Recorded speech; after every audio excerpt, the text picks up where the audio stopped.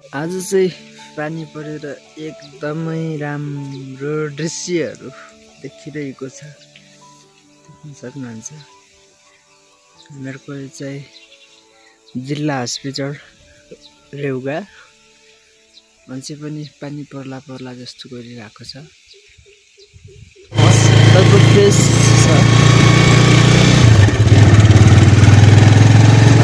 अब चाहिँ हामी लाग्यौँ रेउगातिर।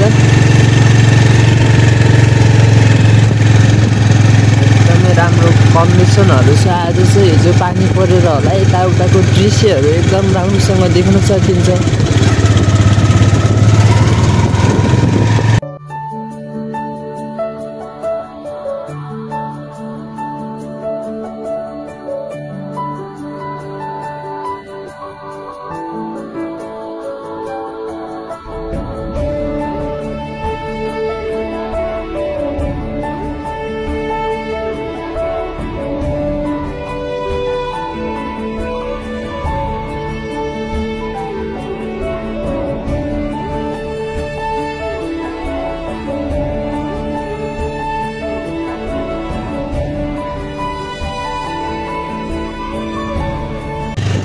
चाहिँ हामीहरूको एउटा सरकारी स्कुल पनि छ र त्यहाँ सशस्त्र बलको बस्ने ठाउँ पनि छ।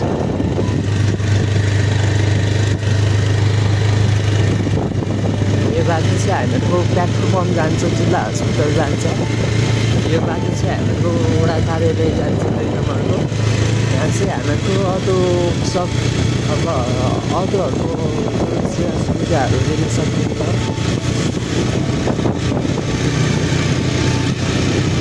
राम्रो कन्डिसनको दृश्यहरू चाहिँ एकदम राम्रो छ।